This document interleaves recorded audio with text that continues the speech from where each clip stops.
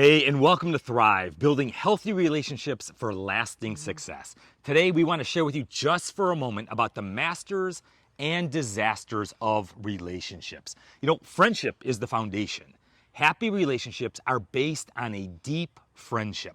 And also, there's mutual respect, and you really enjoy each other's company, and you know each other intimately. Yeah, a deep friendship means that you're well versed in each other's likes and in their dislikes. You know their personality quirks, you know their hopes and their dreams.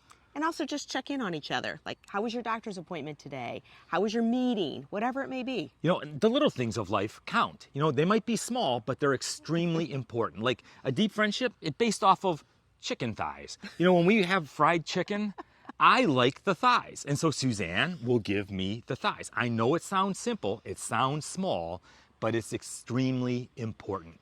You see, friendship, it also fuels the flame of romance. You have a positivity toward each other. You're more optimistic about each other. And what that means is when you do kind of bark at each other every now and then, you know what I mean, right? You shrug off the little stuff. If you're positive, if you have a strong friendship, the little stuff doesn't matter. See, once you're set into a certain degree of positivity, it takes much more negativity to negatively impact it. And to actually have a positive relationship, meaning maintain a positive relationship, there should be 5 positives for every 1 negative. So if you're a master in a relationship, it's 20 to 1. positives to 1 negative. And if you're in a disaster relationship, it's 0.8 positives to every 1 negative. So it's almost an even. Yeah, so you need far more positive for it to be a healthy relationship than negative. And positive, it's simple stuff. It's stuff like being interested in the other person. You ask open-ended questions like, how was your day today? Or what happened today? You're affectionate towards each other. There's a sense of humor in the relationship. You're empathetic and you're understanding. The negative side of the thing, I don't want to spend too much time on it, but you're focused on hurt feelings, you're sad, you're anxious, you're tense. And so just simply asking questions like, how was your day today? It's an open-ended question. You can get into a deeper relationship, and it's actually a deeper connection that you have. Yeah, when you ask those open-ended questions, it develops a deeper level of connection. Did you know that masters of relationships, they respond to their partner's attempt to initiate conversation 86% of the time. Wow. The disasters, they only respond 33% of the time.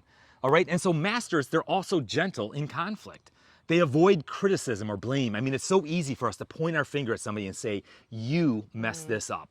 Here's an example. Instead of saying like, you never help me around the house, focus by stating what you need. You can say something like, the house needs cleaning and I would really appreciate some help. You always avoid those statements like you never or you always. Ooh, those are tough ones. Yeah, a harsh startup in a conversation, in conflict, when you jump on a person, normally ends extremely poorly. Right. But a soft startup will end well, right? Right. Yeah.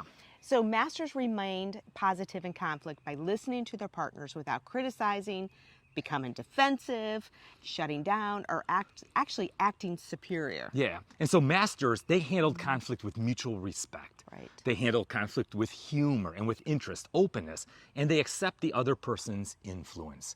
They acknowledge their partner's ideas, they acknowledge their partner's feelings. And also masters of relationships, they repair negative interactions. Like if you do bump heads, or maybe you're sarcastic or snarky in a comment, they try to repair it immediately. They take ownership, they ask for forgiveness. And the ability to do that, once again, is based in friendship. So John 15:12, it's actually called the act of love one another as I have loved you. Yeah, we're called to love each other, and that's a decision. We make the decision to love one another. St. Paul in Ephesians said it like this: be kind and compassionate to one another, forgiving each other just as in Christ God forgave you. And so it's important that, We play together. Yeah. Have fun. We have a right? good time with each other. It's important that we choose to be nice. Right. There's the law of reciprocity out there. When you're nice to somebody, eventually they're going to be nice back. Doesn't happen immediately, but the law of reciprocity says if you're kind, if you're nice to someone, eventually they're going to treat you well back. Right. So here's some quick questions. Okay, we want to challenge you and encourage you to go ahead and reminisce about your past. Ask questions like, do you remember the first time that you met? And talk about it, share about it. And what was the first thing that you noticed about each other when you first met? When did you know that you had fallen in love? When do you feel the closest? Yeah, how do you know that you're loved? In other words, what is the other person doing to show you or tell you that they love you? What can you do to make your relationship feel new and exciting? Yeah, and I always encourage couples, do what you did when you first dated. It worked then, it's gonna work now. Hey, we want your relationship to be strong and healthy. Right. You have a great day.